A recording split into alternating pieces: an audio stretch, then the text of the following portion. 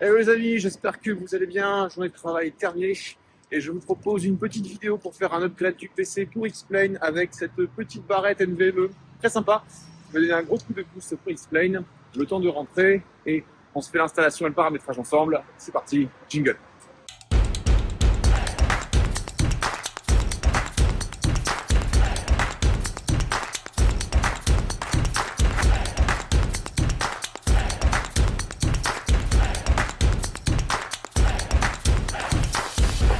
Québec Kilo, piste 26 heures autorisée de décollage. Voilà, une si petite puce, toute petite, 4 Tera de données pour pouvoir faire un upgrade de qualité sur ce simulateur de vol. Je vais monter ça tout de suite, je vous fais le petit timelapse qui va avec.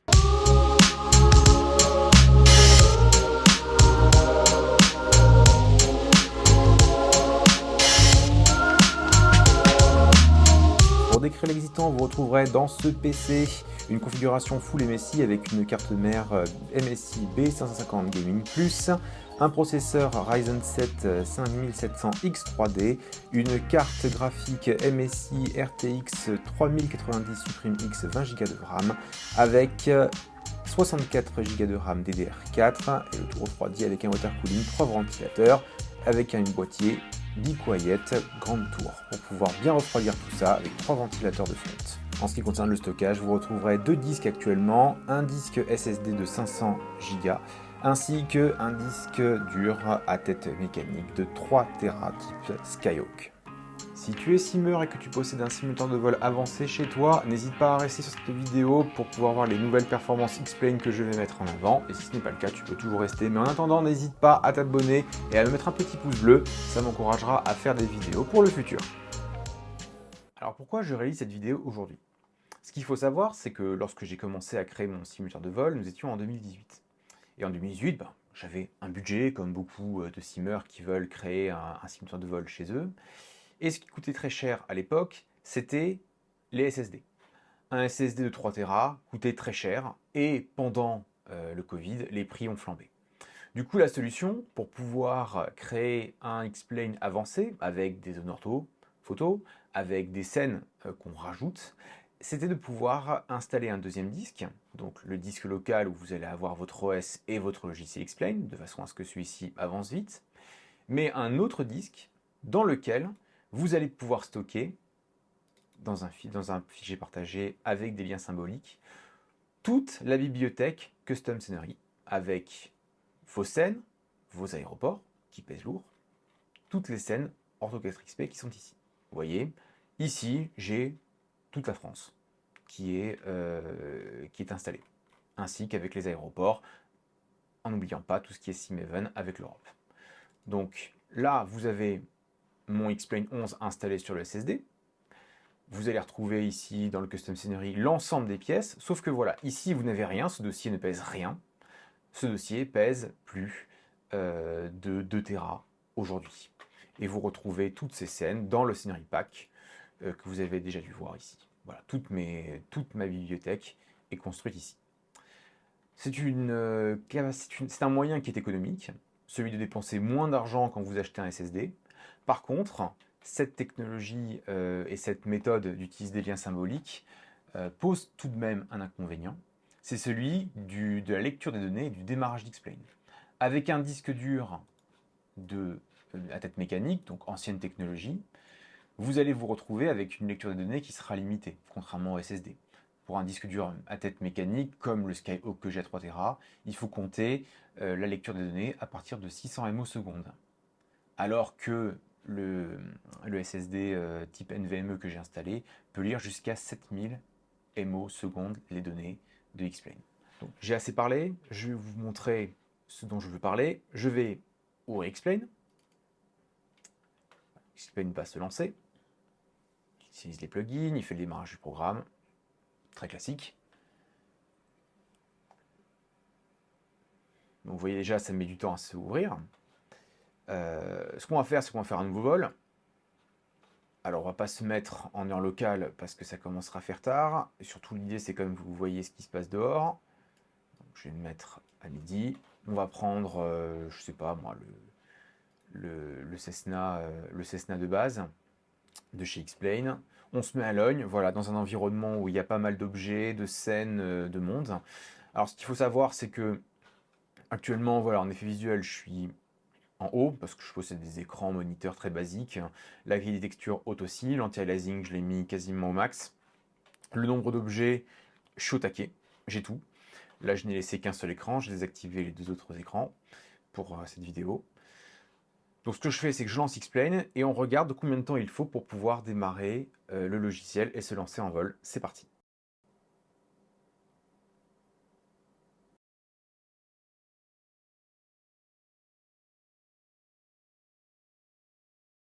Voilà. Donc au moment où je vous parle, il m'a fallu pas loin de 7 minutes, 6 minutes 30 secondes pour pouvoir démarrer X-Plane et que celui-ci se charge. Donc vous voyez, le temps de chargement est relativement long, notamment en 2024 avec la technologie de PC que je possède. La raison est la suivante, si vous avez regardé la vidéo en timelapse, vous allez voir que c'est la lecture des fichiers de décor qui pose problème. Ainsi, ce sont toutes vos zones ortho, photo, ce sont les scènes que vous avez installées et qui pèsent plusieurs centaines de gigas. Pour ma part, je vole principalement en VFR sur X-Plane. Du coup, toutes mes tuiles orthophoto sont en zoom 18. Donc forcément, plus les tuiles sont lourdes et plus elles sont de qualité, ainsi le démarrage X-Plane sera conséquent. Donc l'idée effectivement d'installer un NVMe, c'est de pouvoir accélérer la lecture des données et du coup de pouvoir charger plus rapidement X-Plane, mais aussi de pouvoir charger plus rapidement les scènes et les tuiles lorsque vous serez en vol. Donc ce qu'on va faire, on va fermer X-Plane. Vous avez eu la petite démo. Donc, au revoir X-Plane.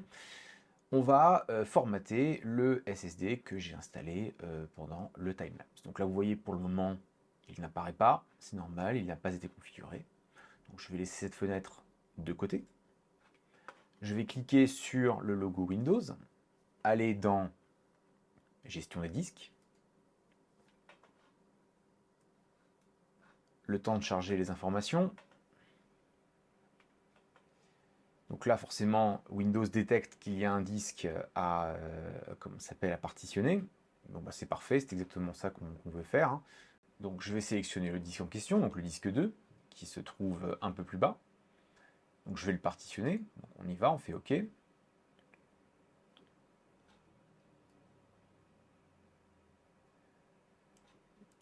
Donc ici, le disque dur n'est pas alloué. Donc l'idée, c'est de faire un clic droit. Nouveau volume simple. Là, on va tomber sur l'assistant création d'un volume simple. Donc là, on suit simplement les étapes. Donc on vérifie bien qu'on ait le même type de données en termes d'espace disque. Donc là, les nombres correspondent. C'est parfait, donc je fais suivant. Je vais attribuer une lettre. Donc je peux faire lettre E comme je peux faire d'autres lettres. Donc par exemple, je vais faire le disque X, comme X-Plane. Je fais suivant. Là, je laisse tout par défaut. Je ne fais rien d'autre. De toute façon, le disque est neuf. Donc là, après, je peux marquer un nouveau nom si j'ai envie. Tiens, je vais marquer pareil. Ce disque, de toute façon, sera dédié à X-Plane.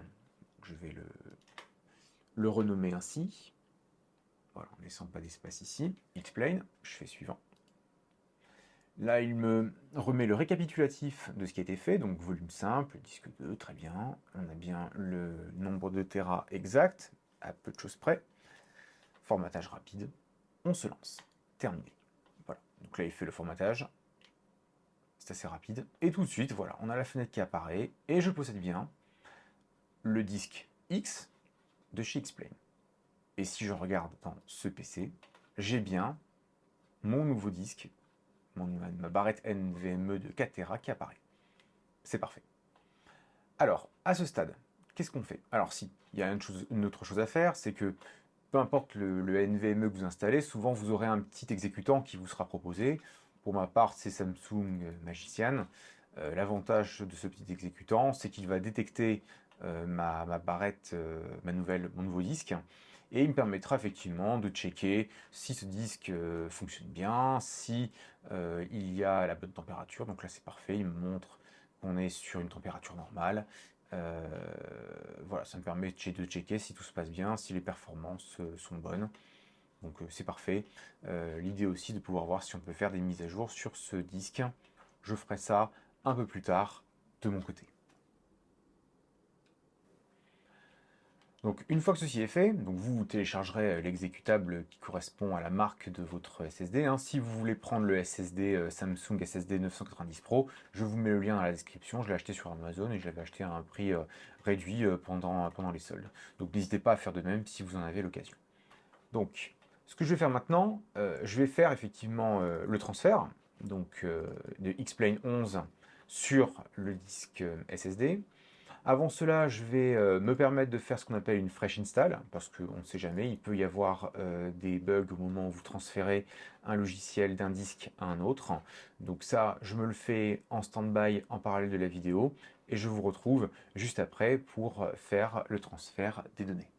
Alors voilà, c'est tout bon, j'ai refait ma fresh install, ça a pris de nombreuses heures, mais tout est ok, tout fonctionne super bien, donc je vais vous expliquer comment j'ai fait. Donc là vous avez ici ma fenêtre indiquant X-Plane 11 se trouvant sur mon disque local, le disque C, où se trouve installé mon Windows OS.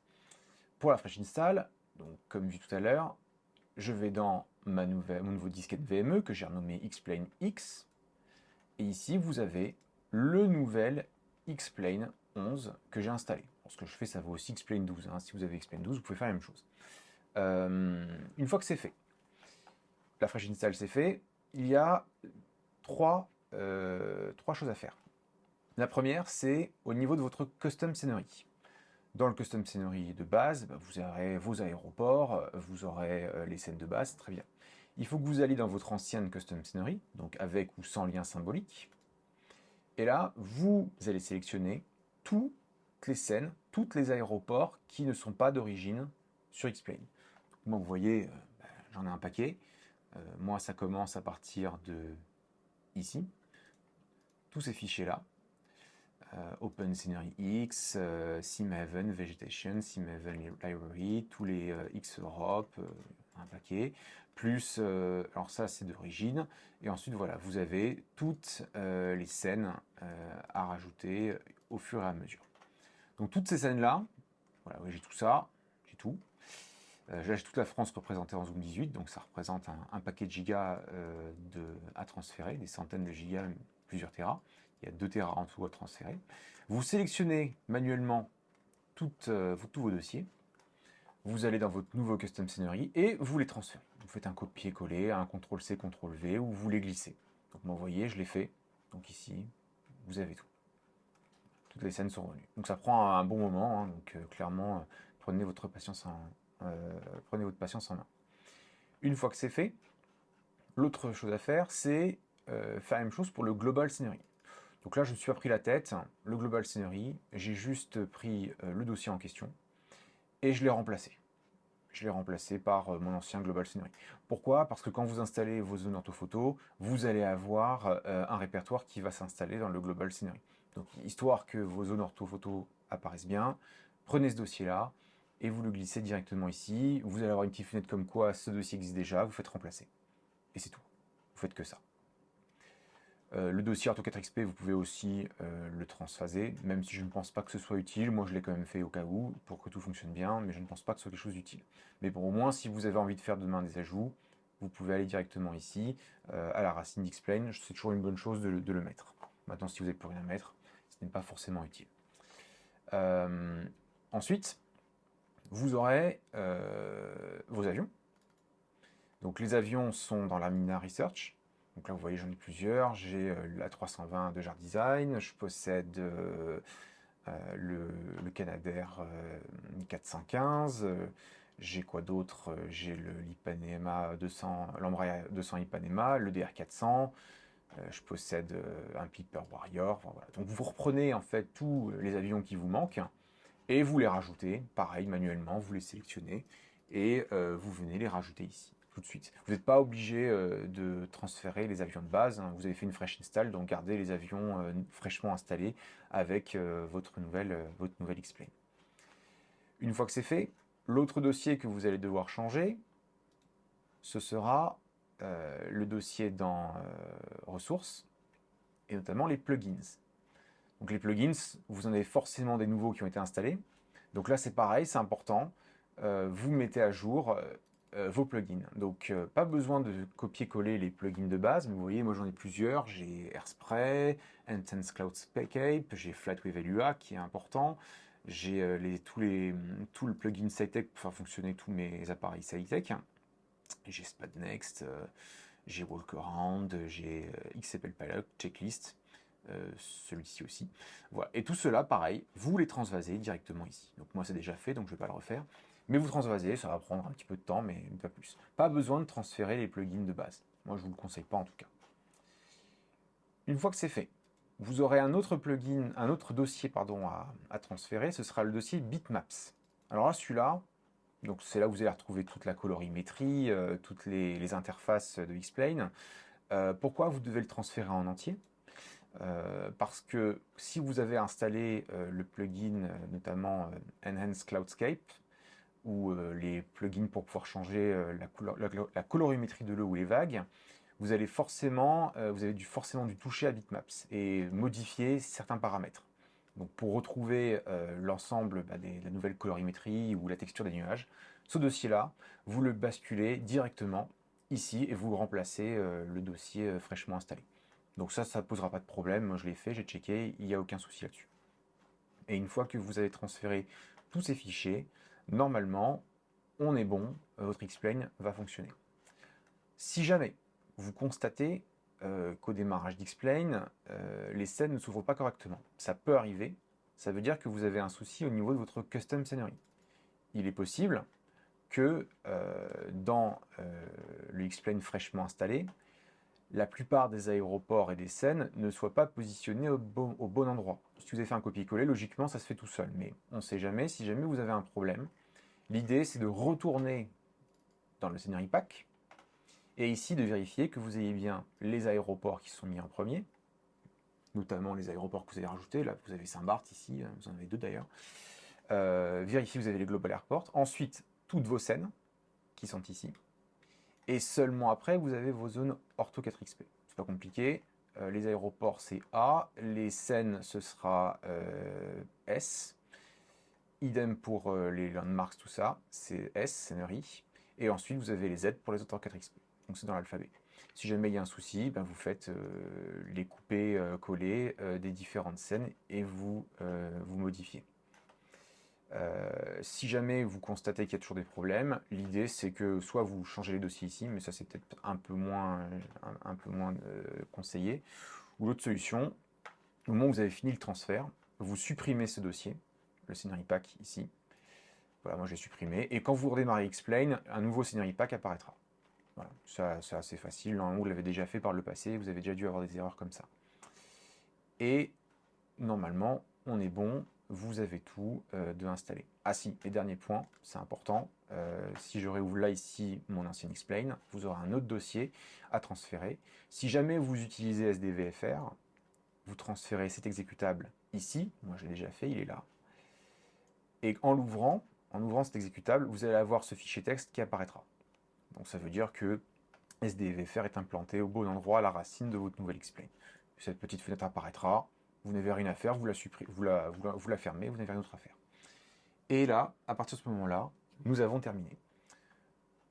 Donc ce qu'on va faire maintenant, on va démarrer Xplane pour voir la différence. Alors moi je vais juste réouvrir SpadNext parce que j'utilise SpadNext pour mon SciTech Backlit Information Panel. Je n'ai pas d'autre choix, il faut que j'utilise SpadNext pour ça. Donc là il démarre. C'est important. Voilà, donc là, si vous constatez, là, vous avez mes add-ons, vous avez mon SpadNext. Si j'appuie sur On sur le switch panel, voilà, vous avez les éléments qui démarrent, c'est que ça détecte, c'est parfait. Et dernier point quand même pour le Custom Scenery, je vous en ai pas parlé tout à l'heure, si jamais, malgré tout, vous avez toujours des problèmes dans vos zones, que vous n'arrivez pas à faire afficher les bâtiments, ou que vous n'avez que de l'eau, ou que vous n'avez rien du tout qui apparaisse, sauf vos zones Ortho 4XP, ça peut arriver. Vous avez certainement dû installer Xorganizer. Dans ce cas-là, vous l'ouvrez, parce que ce qui va se passer, c'est comme vous avez fait une fresh install, Xorganizer, lui, il va détecter toutes vos scènes, comme elles sont ici, les librairies, les aéroports, tout ça, sauf qu'il va détecter sur l'ancien dossier, mon dossier qui se trouve ici, installé sur le disque local C. Donc, vous allez dans Réglages, dans les Settings, Explain Location. Vous voyez là, mon disque local C, sur le bureau, Explain 11. Vous changez la destination. Vous cliquez oui. Vous êtes persuadé, vous avez envie de changer de destination. Et là, vous allez tout simplement chercher votre dossier Explain qui se trouve dans votre carte NVMe que vous avez renommée à votre nom. Et là, vous ne rentrez pas dans le dossier, vous cliquez juste ici et vous faites sélectionner un dossier. Là, il va vous dire, j'ai détecté un nouveau Explain, parfait, vous cliquez OK. Et là, vous allez voir, regardez, il va faire son petit bout de chemin, il va travailler. Il va vous retrouver tous vos aéroports, vos scènes, les orthophotos. Et regardez, tout est déjà dans l'ordre. Vous faites Close. Là, il va vous détecter des problématiques. Là, il n'y en a pas, parfait, vous faites fermer. Il continue à chercher. Là, pareil, il a trouvé des packages nouveaux. Pas de problème, tout va bien, OK. On continue, et voilà, regardez. Tout est bon, tout est à sa place. Voilà. Et à partir de là, vous fermez X Organizer, vous n'avez plus besoin de l'exécutable. Ça, c'est mon Explain 11 sur le bureau, j'en ai plus besoin. Ça, j'en ai plus besoin. Allez, c'est parti, on démarre Explain. Donc là, on a l'initialisation des plugins, démarrage du programme, tous mes modules Satex s'allument. Voilà, lecture des aéroports, c'est le démarrage assez classique. Voilà. Donc une fois qu'on est ici, on va dans Nouveau vol, donc on ne change rien à tout à l'heure. On a le Cessna Skyhawk de base de Explain, on va démarrer le moteur tournant. On sera bien à Logne, sur la piste en 26 dur, très bien. Avant de se lancer, dernier point, sur les réglages. Donc, pour les réglages graphiques, on a les mêmes réglages que tout à l'heure, un écran. Ce qui va surtout compter, c'est si vous utilisez SDVFR. Vous avez fait une réinstallation tout à l'heure en mettant l'exécutable dans le nouveau dossier Explain, très bien. Pour finaliser l'installation, vous allez dans Réseau, Rôle de la machine avec iPhone, iPad et applications externes, vu qu'il y a déjà une connexion. Et là, surtout, vous cliquez sur ce bouton, sur cette case, et mettre toutes les applications de mappage sur le réseau. Ça, c'est important, parce que sinon, votre avion ne se synchronisera pas sur la piste, vous resterez avec votre iPad dans votre salon. Donc ça, c'est important. Donc, votre Explain est bien connecté à votre fibre, votre iPad, vous avez la même connexion Internet. Vous cliquez cette case et c'est terminé, vous avez fini. C'est assez simple. Voilà. Allez, maintenant, on démarre. J'ai mon petit chrono. On démarre et vous allez voir en combien de temps se prépare Explain et en combien de temps nous sommes sur le tarmac. C'est parti. Donc là, je ne vous fais pas de timelapse. On le fait en direct. Donc, vous voyez, lecture des nouveaux fichiers de décor, donc toutes les zones orthophotos, vos scènes Simaven, tout ce que vous avez pu installer en parallèle.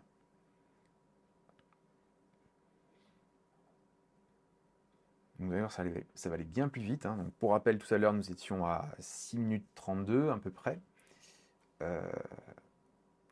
Et là, normalement, voilà, fin de chargement asynchrone. C'est fini. Toutes les zones sont chargées. Et on est à 35 secondes. Fin du préchargement.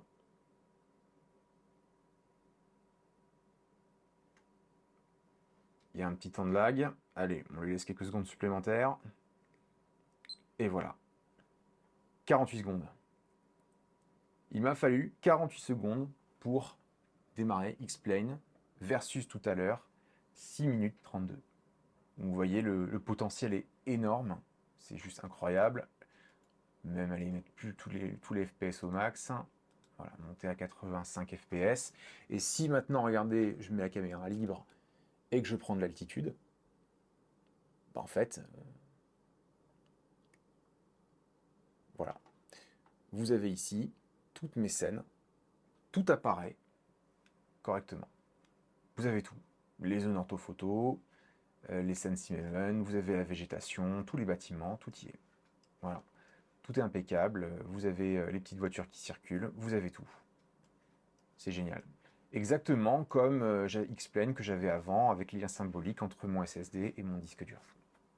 Donc vous voyez, je vous parle quand même d'un upgrade majeur. Hein, si vous étiez encore sur un disque dur avec des plateaux à l'ancienne, vous aviez un temps de chargement très long. Idem si vous avez peut-être un SSD plus récent, mais vous ne deviez certainement pas démarrer le Explain en si peu de temps. Avec un disque NVMe, comme celui que j'ai acheté, vous avez une lecture de 7000 fichiers MO seconde, c'est juste énorme. Donc voilà, pour moi je suis très content, c'est vraiment un upgrade de qualité. Plus besoin d'attendre pendant des minutes et des minutes entières.